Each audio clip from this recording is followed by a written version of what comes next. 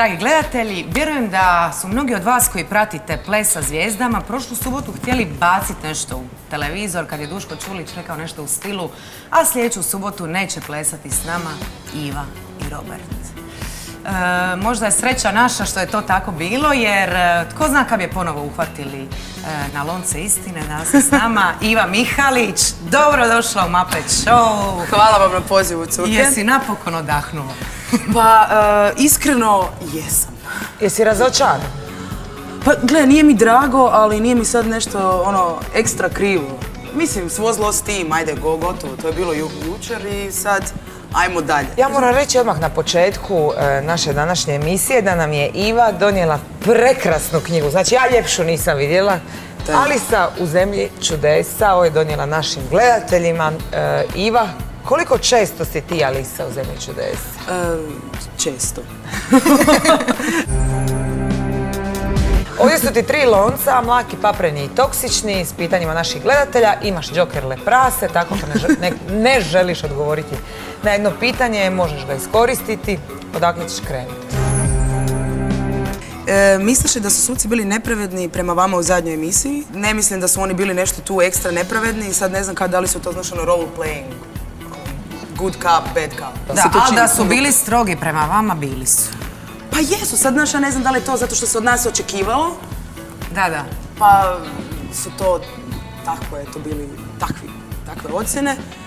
Ili je to zato što su oni smatrali da je to pravedno. Ali to je, kako da kažem, njihovo. Gdje je pukla veza sa Goranom Bogdanom? Tina Crnković. Znala sam da će biti sigurno takvo neko pitanje. Jesi pripremila odgovor? Pa zapravo i nisam.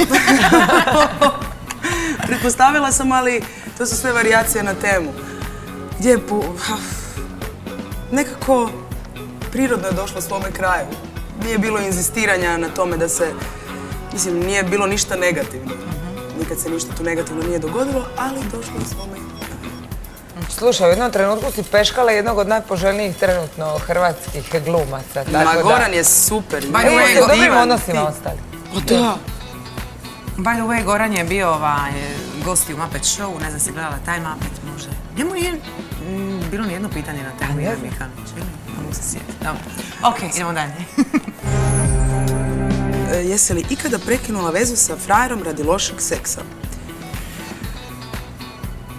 Pa ovako, sad kako bi to... Jesi li to bio Goran Bogdan?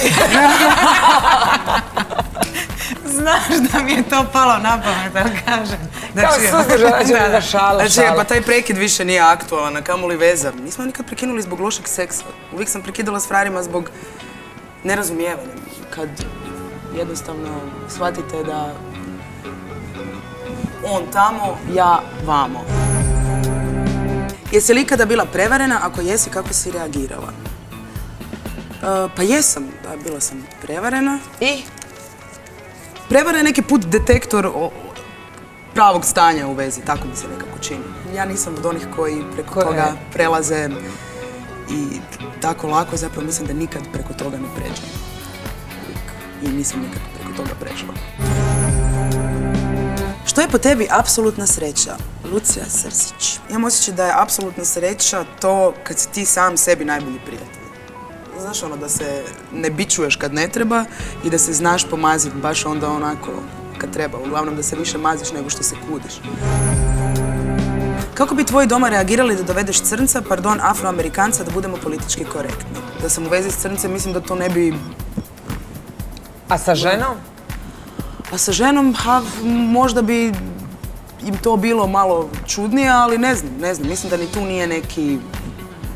Bauk. Njima je bitno da sam ja sretna po tom nekom pitanju, tako da...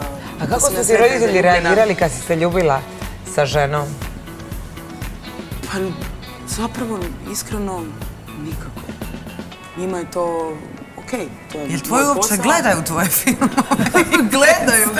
Gledaju. Rekla si, negdje sam pročitala da ti je bilo lakše poljubiti se sa ženom nego razodjenuti se. Pa... Mislim, razodjenut se baš nije nikad ugodno, znaš, nije... Snimati, kamermani, snimatelji.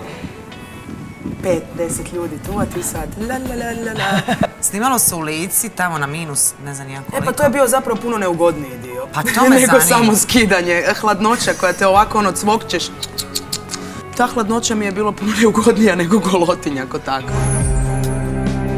Zanima me kakve je frajeri zanimaju da se mogu baciti na pripreme. Pa ja volim frajere koji su